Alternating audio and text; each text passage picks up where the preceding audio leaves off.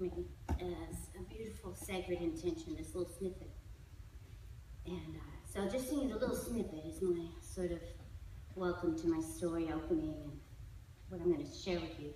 It goes, wherever you rest your head tonight, we're all one family, let's hold tight and fill the world with dreams of harmony tonight. So my story begins 2012.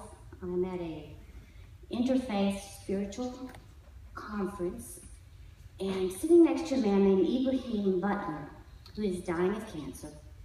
And shortly thereafter, he did die. But he's sharing with me, what it's like to die of cancer and peppering things into the story.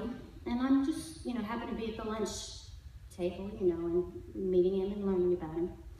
And he tells me two things that are kind of interesting. He says, yesterday, when the members entered the worship hall, there were angels all above, unbeknownst to the members who were entering the hall, and they were receiving a package.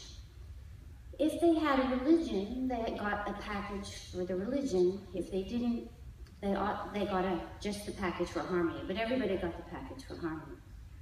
So that was interesting. The second thing he said to me that caught my attention was he said, I've noticed two things happen when people enter my spiritual field. To him, spiritual field meant his connection to the divine, his surrender to the divine, and the training of his soul. So he has a field.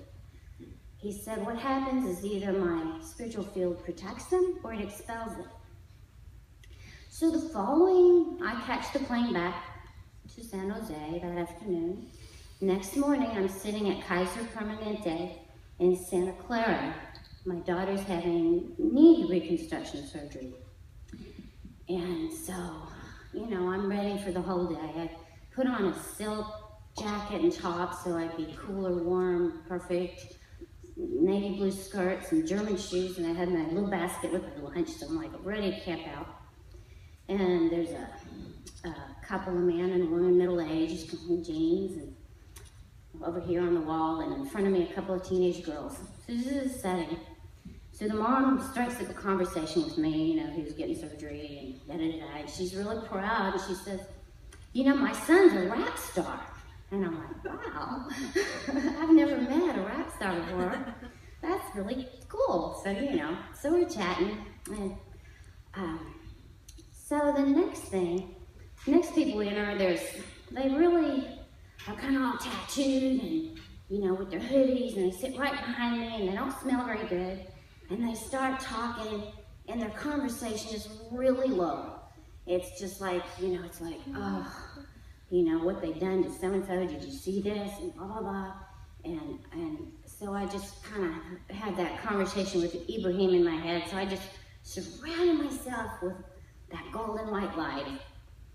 And and then I just said, God, if there's anything I can do to touch these people, let me be, service. And that's where I kind of stuck my finger in it already, you never know when you ask for something, what happens.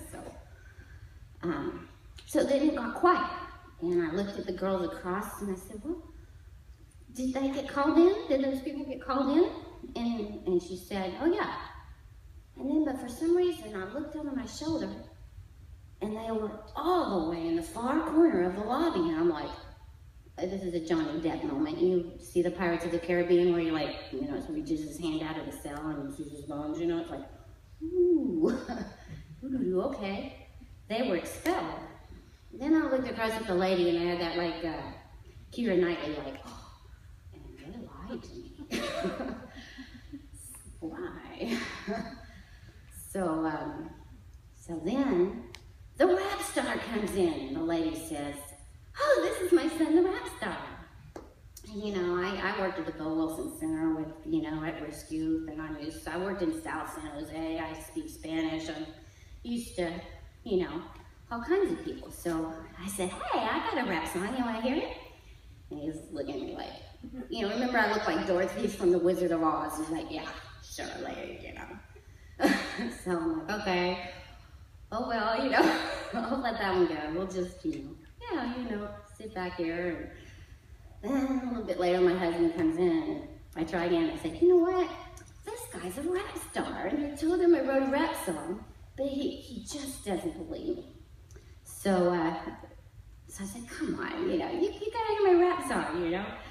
So he finally let down his guard. So this is my rap song that I got to share with the rap star. It's called Where the Soul Dances. It goes to a rhythm that Ola Tunji used to teach.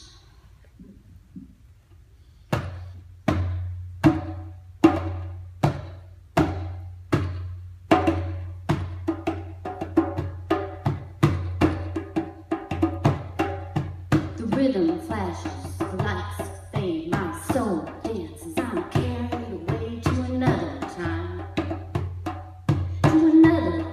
where the in was out, the upside down, and round the back, they twisted and turned to the rhythm of the talking drum. And so it happens, and so it may, our instincts awaken no longer obey the primordial essence this thing calls us there. Where it goes, I cannot say, but it helps a lot along the way to be in the know, where the soul dances. The soul dances in the artist's dream, where the birth waters mesh with the unconscious stream of the unnamed. It's not in the office where the city pays, but where wild things are. Watch their ways are. He's born in nature. See the shadow of birds in flight, cat and proud, crickets at night. You'll sense we understood the softness of the water, the food so real.